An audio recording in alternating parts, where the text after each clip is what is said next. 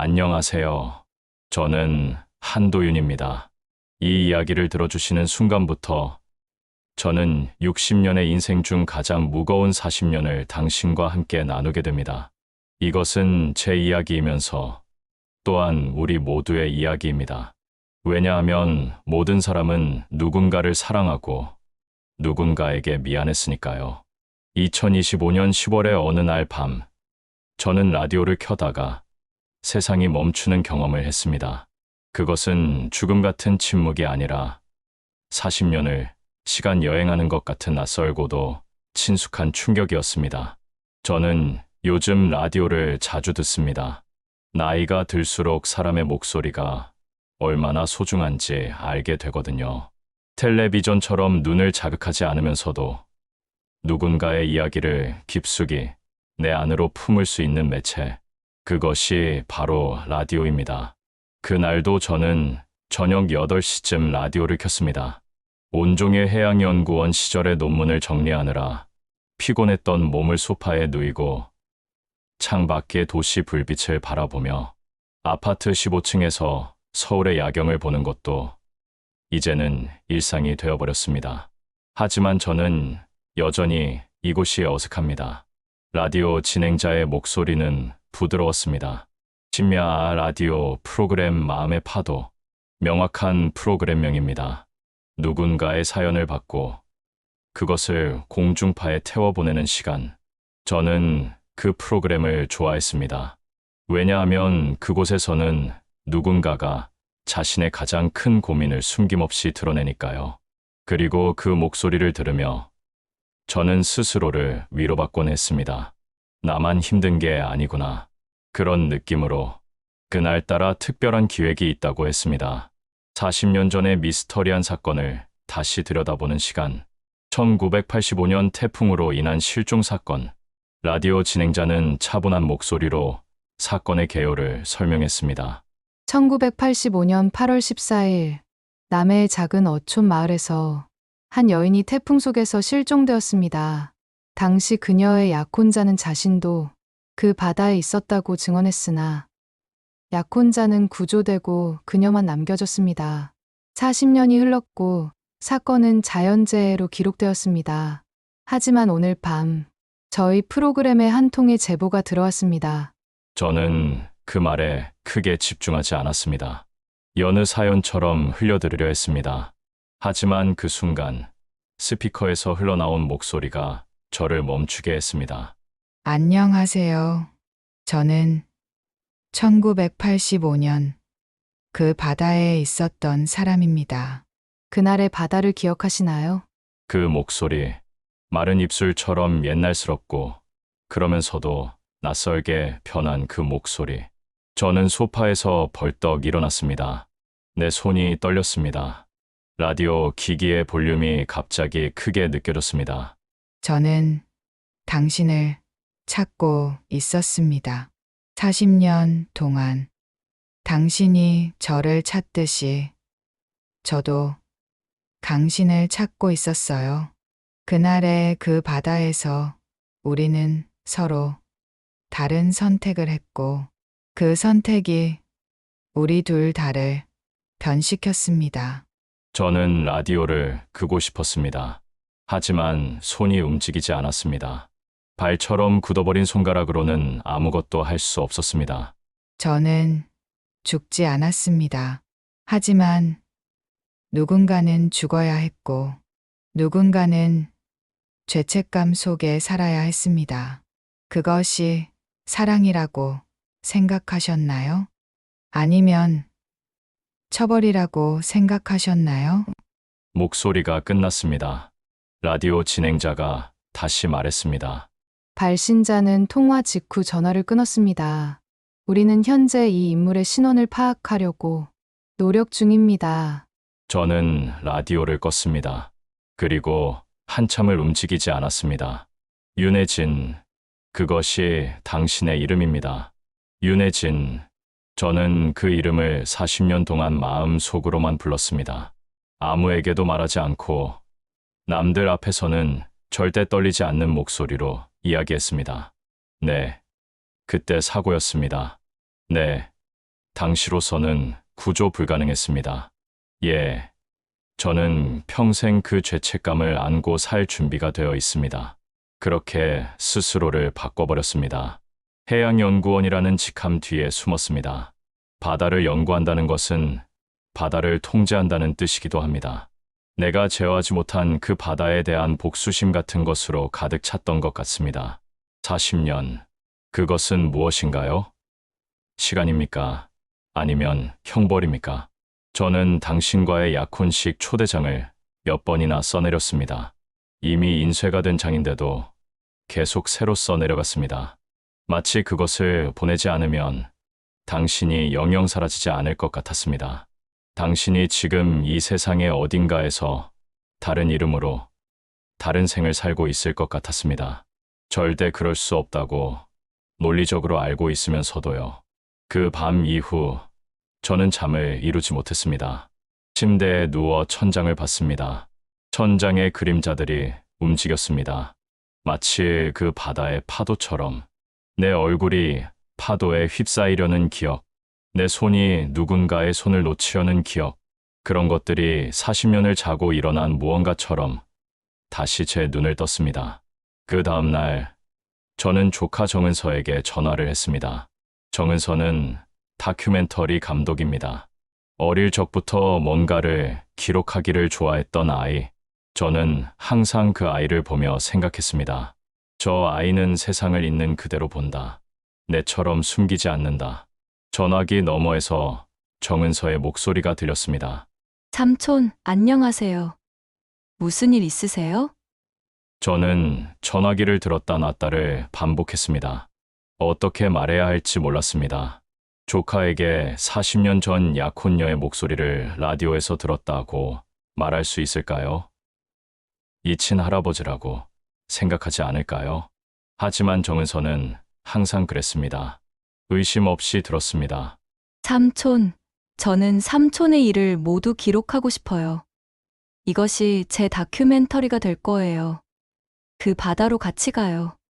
정은서의 카메라가 저를 따라갔습니다. 아파트에서 차를 타고 고속도로를 달리고 남해의 그 작은 마을로 내려가는 모든 순간, 렌즈 뒤에서 정은서는 계속 기록했습니다. 하지만 그 아이의 눈은 기계적이지 않았습니다. 기계 뒤로 인간의 연민이 보였습니다.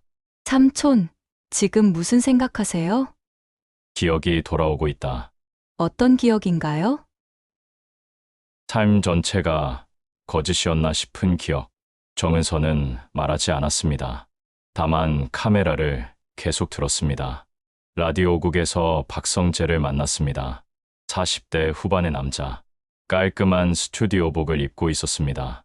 얼굴에는 젊은 시절의 성실함이 남아 있었습니다만 눈빛만큼은 뭔가 무거워 보였습니다.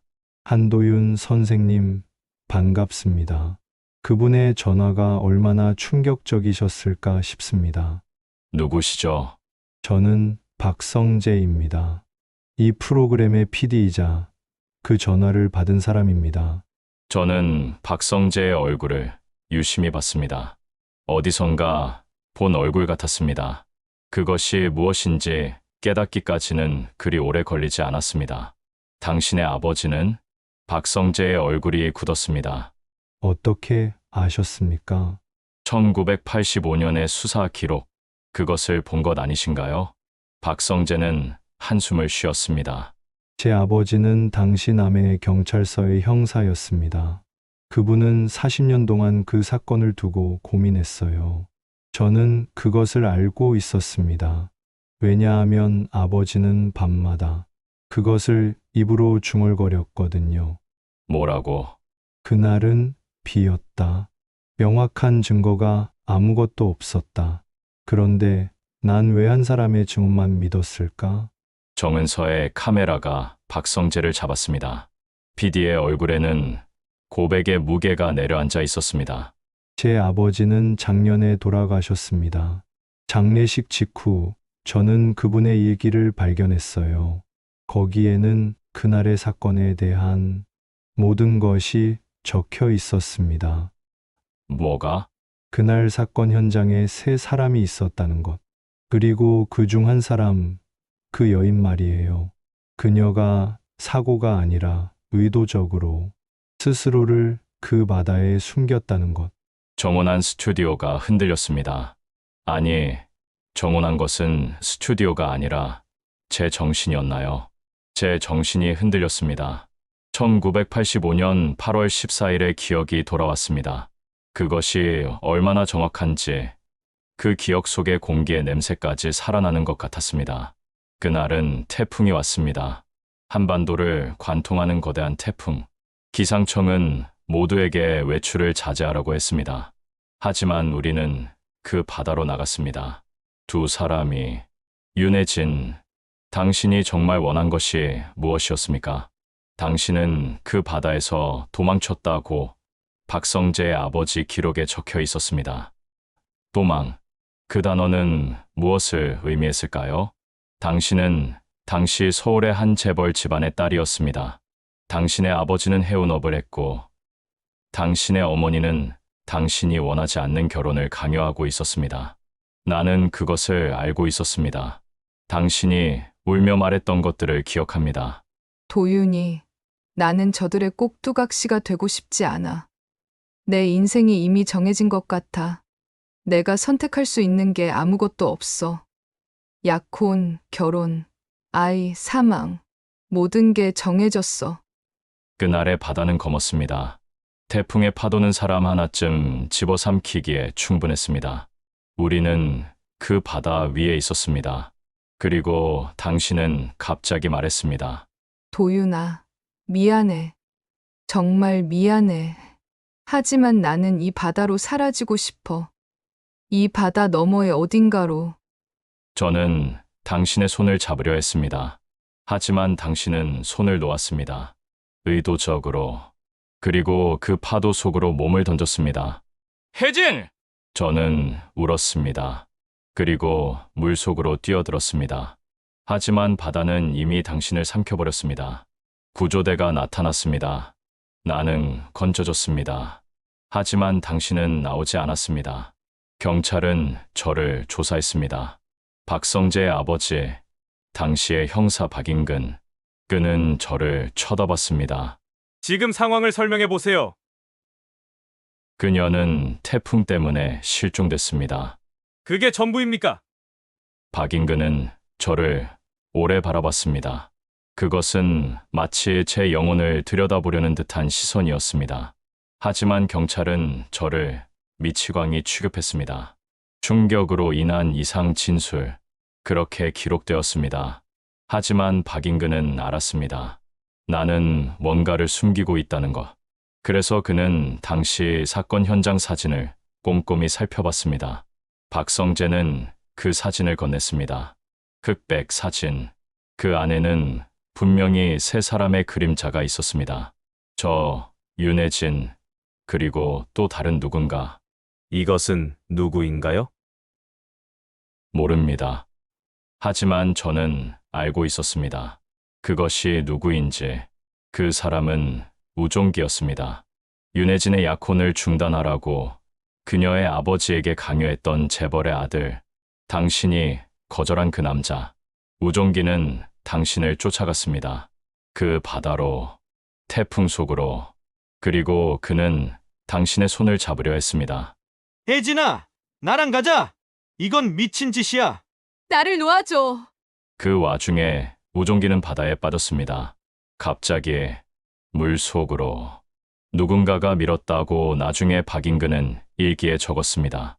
당신이 밀었던 것 같습니다. 당신이 우종기를 밀어서 그 바다 속으로 넣었습니다. 그리고 나는 그것을 봤습니다. 하지만 말하지 않았습니다. 왜냐하면 당신이 당신의 손을 놓은 순간 나도 당신을 놓기로 결정했으니까요. 당신의 죽음을 받아들이기로 한 순간 내가 택한 것은 침묵이었습니다. 정은서는 운전을 했습니다. 저는 뒷좌석에 앉았습니다. 창밖으로 남해의 풍경이 흘러갔습니다. 40년이 흘렀는데 여전히 같은 냄새가 났습니다. 짠내, 바다의 냄새. 삼촌, 괜찮으세요? 응, 진실이 두렵나요? 죽음보다는 덜하다. 남해의 그 작은 바닷가 마을에 도착했을 때 저는 깜짝 놀랐습니다. 모든 게 변해 있었습니다. 그때는 초라한 어촌이던 곳이 이제는 관광지가 되어 있었습니다.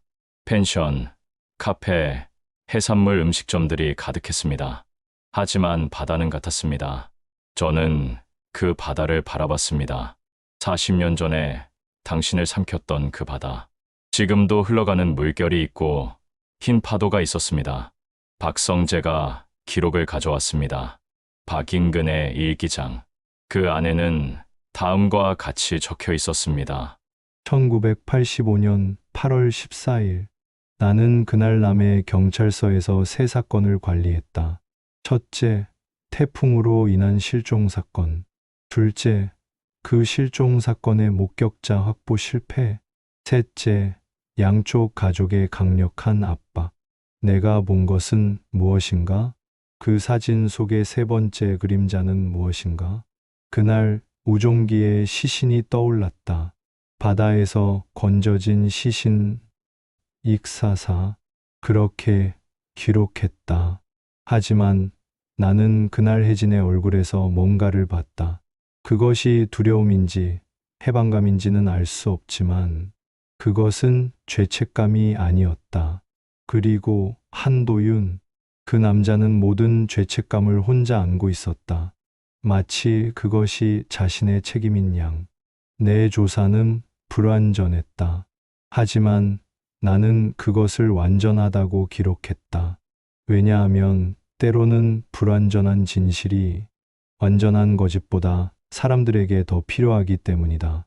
저는 그 일기를 읽고 울었습니다. 40년 만에 처음으로 진짜로 울었습니다. 박성재는 마지막 방송을 준비했습니다. 라이브 방송. 그 방송에서는 한도윤과 윤혜진이 다시 만나게 될 예정이었습니다. 목소리로. 하지만 만나게 될 것입니다.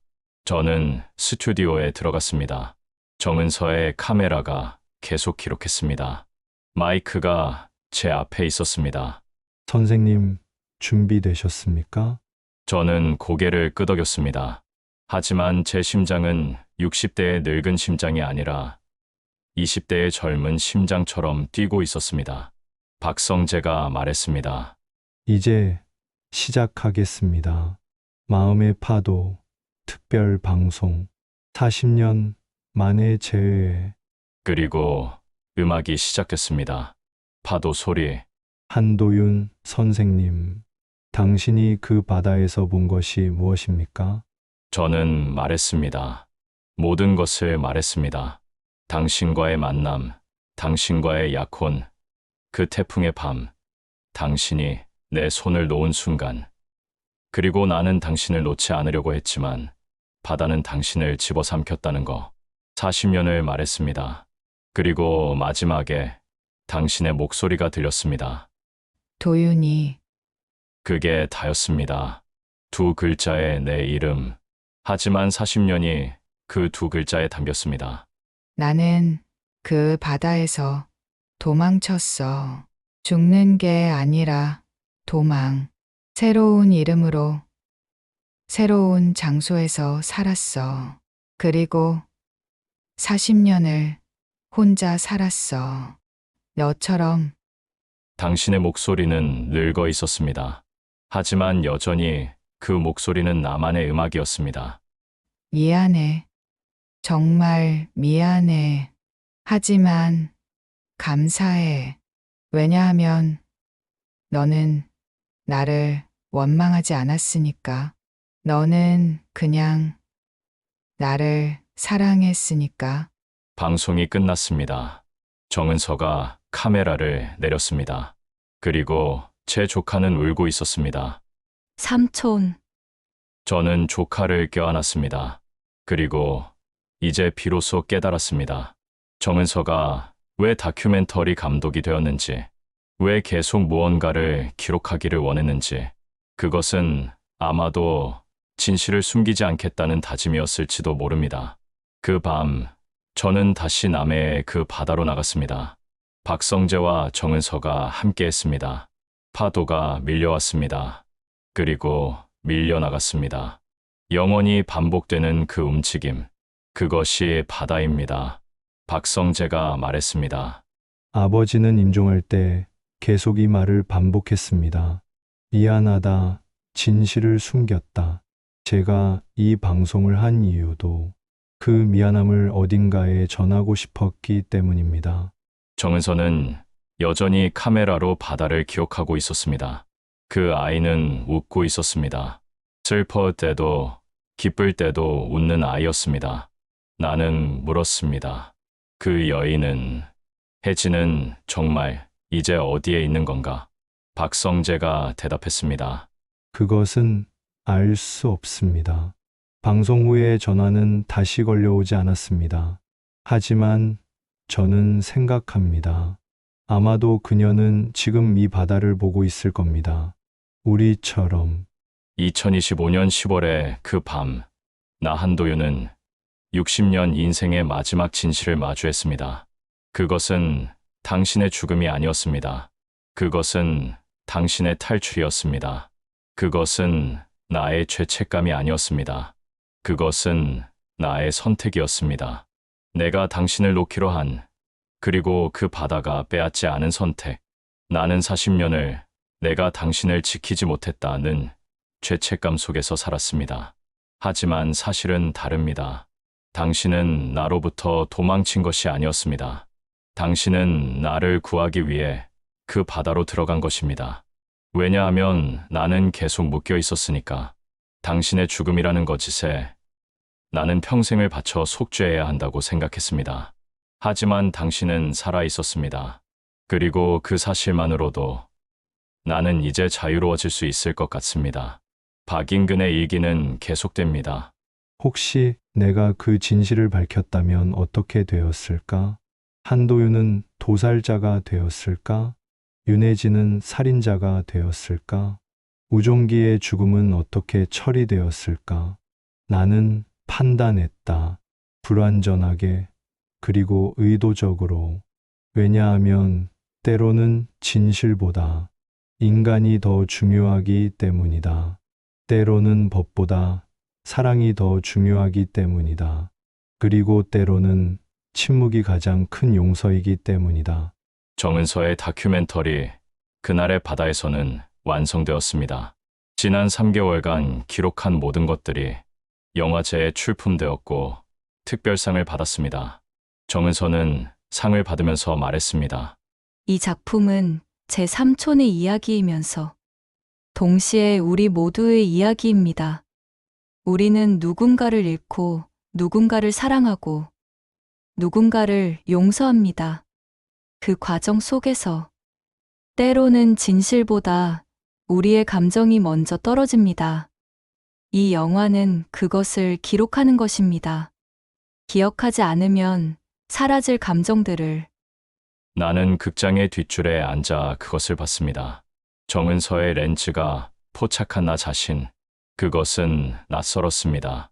60대 초반의 수척한 남자. 그의 얼굴에는 40년의 세월이 고스란히 드러나 있었습니다. 하지만 영화의 마지막 장면에서 그 남자가 바다를 바라보는 순간 그의 얼굴에는 무엇인가 달라진 것이 있었습니다. 평온함, 아니, 해방감. 3개월이 지났습니다. 그 방송 후 3개월, 박성재는 다시 연락했습니다. 마지막 방송을 하자고, 그리고 이번에는 진짜 마지막이 될 것이라고. 저는 다시 스튜디오에 들어갔습니다. 이번에는 정은서의 카메라는 없었습니다. 하지만 라디오는 있었습니다. 마음의 파도, 그 프로그램. 박성재가 말했습니다. 이번 방송은 한도윤 선생님이 하실 메시지입니다. 청취자 여러분께 보내시는 말씀입니다. 나는 마이크에 입을 가져갔습니다. 그리고 천천히 말했습니다. 저는 한도윤입니다. 저는 40년을 죄책감 속에서 살았던 사람입니다. 하지만 지금 저는 말하고 싶습니다. 만약 당신이 누군가를 잃었다고 생각한다면, 혹은 누군가에게 죄책감을 느낀다면, 그것이 정말 당신의 책임인지 다시 한번 생각해 보세요. 왜냐하면 때로는 우리가 느끼는 죄책감은 우리 자신에게서 비롯된 것이 아니라 세상이 우리에게 지워준 것일 수도 있으니까요. 나는 멈췄습니다. 그리고 다시 말했습니다. 그리고 당신이 사랑했던 사람을 놓아줄 때 그것을 배신이라고 생각하지 마세요. 때로는 그것이 가장 큰 사랑입니다. 그것이 가장 큰 존경입니다. 왜냐하면 사람은 자신이 선택한 길이 아닌 타인이 강요한 길을 걷기에는 너무나 귀중한 생명이기 때문입니다.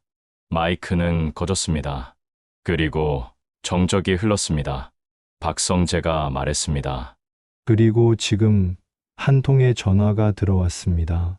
나는 깜짝 놀랐습니다. 박성재는 이미 알고 있었던 것 같습니다. 그 전화가 누구로부터 올 것인지 스피커에서 음성이 들렸습니다.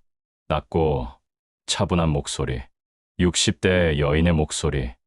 도윤이, 그것은 당신이었습니다. 윤혜진. 나는 이 40년을 어디서 살았냐고 묻지 마. 그것은 중요하지 않아. 중요한 것은 내가 매 순간 당신을 생각했다는 거. 매 순간 그 바다를 생각했다는 거. 그리고 당신이 자책하고 있을 거라고 생각했다는 거. 당신의 목소리가 떨렸습니다. 나는 그 바다로 들어가기 전에 결정했어. 아마도 너도 알 거야. 하지만 미안해. 너를 혼자 남겨두고 40년을 자책하게 했어서. 나는 자유를 얻고 싶었고, 너는 대신 감옥에 들어가 버렸어. 그것이 나의 죄야. 평생이 짧은 죄야. 나는 대답했습니다. 혜진아, 당신은 죄책감을 느낄 필요가 없습니다. 아니야. 나는 느껴야 해. 그리고 너도 그 죄책감에서 벗어나야 해. 이제부터는 자유로워야 해. 당신은 멈췄습니다. 그리고 다시 말했습니다. 이제 용서해요. 나도 그날 미안했어요. 하지만 그 미안함도 이제 바다에 흘려보낼 거야. 그리고 넌 나를 용서해줘. 내가 너를 남겨둔 거를. 방송이 끝났을 때 나는 스튜디오를 나갔습니다. 박성재는 뭔가 말하려고 했지만 나는 그냥 나갔습니다. 나는 남해로 갔습니다. 혼자. 그 바다는 여전히 흘러가고 있었습니다. 밀려오고 밀려나가고 영원히 반복되는 그 움직임. 나는 그 바다 앞에 섰습니다. 60대 초반의 한 노인으로서 검은 옷을 입고 그리고 나는 생각했습니다. 40년이라는 시간은 무엇인가? 그것은 나에게 형벌이었습니다. 하지만 동시에 그것은 나의 증거이기도 했습니다. 내가 누군가를 이렇게까지 사랑했다는 증거. 내가 누군가를 위해 이렇게까지 버틸 수 있다는 증거. 그 바다에서 40년 전에 나는 한 여인을 놓았습니다. 그것이 가장 큰 사랑이었다는 것을 이제 알게 되었습니다. 파도가 밀려왔습니다. 내 발을 적셨습니다. 짠내가 코를 자극했습니다. 그 냄새는 여전히 당신과 같았습니다. 나는 눈을 감았습니다. 정은서의 다큐멘터리는 이제 한국을 넘어 세계 여러 영화제에 초청되고 있습니다. 젊은 감독의 섬세한 렌즈가 포착한 한 남자의 인생 전체. 박성재는 계속 라디오를 진행하고 있습니다. 마음의 파도 프로그램은 이제 전국적으로 인기를 얻게 되었습니다. 왜냐하면 그 프로그램은 우리 모두의 이야기이기 때문입니다. 그리고 나, 한도윤은 이제 강의를 하고 있습니다. 대학에서 해양학이 아닌 인생에 대해. 젊은 학생들은 이 노인이 왜 이렇게 깊은 눈을 하고 있는지 궁금해합니다. 누군가는 이 노인이 연기를 하는 것이 아닐까 의심합니다. 하지만 나는 연기하지 않습니다. 나는 살아 있습니다. 40년의 거짓 위에 5년의 진실을 얹어서 어제 나는 한 통의 편지를 받았습니다. 발신자는 남해의 한 주소였습니다. 봉투 안에는 사진이 들어 있었습니다. 그것은 우리 둘의 약혼식 사진이었습니다. 1985년에 나와 당신이 웃고 있는 사진. 우리는 서로를 바라보고 있었습니다. 마치 세상에 우리 둘밖에 없다는 듯이. 사진 뒤에는 글씨가 적혀 있었습니다. 도윤이, 이제 이 사진을 봐도 아프지 않니? 나도 이제 봐도 아프지 않아. 우리는 마침내 자유로워진 것 같아. 사진 속에 우리처럼. 나는 그 사진을 오래 바라봤습니다. 그리고 천천히 울었습니다. 하지만 그 눈물은 슬픈 눈물이 아니었습니다. 2025년 12월, 나는 다시 한번 라디오에 출연했습니다. 박성재의 제안으로. 이번에는 선생님의 최종 메시지입니다. 이 방송을 듣는 모든 사람들에게 보내시는 메시지입니다. 나는 마이크에 입을 가져갔습니다. 그리고 천천히, 그리고 분명하게 말했습니다. 저는 60년을 살았습니다. 그중 40년을 후회 속에서, 그리고 20년을 기억 속에서, 그리고 이제 나머지 시간을 감사 속에서 살아야겠다고 생각합니다. 우리는 모두 누군가를 사랑합니다. 그리고 누군가를 잃습니다. 그 과정 속에서 우리는 죄책감을 느낍니다. 하지만 그 죄책감이 우리를 가두지 않기를, 그것이 우리를 파괴하지 않기를 바랍니다. 사랑은 소유가 아닙니다. 사랑은 놓아주는 것입니다. 그리고 그것이 가장 큰 사랑입니다. 저는 그것을 너무 늦게 깨달았습니다. 40년이 지나서야. 하지만 이제는 압니다. 그 여인은 그 바다에서 사라지지 않았습니다. 그녀는 그 바다로 도망쳤습니다. 자신의 인생을 살기 위해, 자신의 선택을 하기 위해. 그리고 나는 40년을 기다렸습니다. 그녀를 원망하지 않으면서. 그것이 제가 할 수 있는 가장 큰 사랑이었습니다.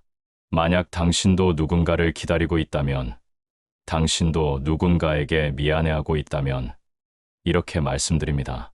그 시간들도 결국은 사랑입니다. 그 시간들도 결국은 의미가 있습니다. 왜냐하면 우리는 그렇게 누군가를 사랑했으니까요. 이제 우리는 바다 앞에서 울 필요가 없습니다. 우리는 바다 앞에서 웃을 수 있습니다.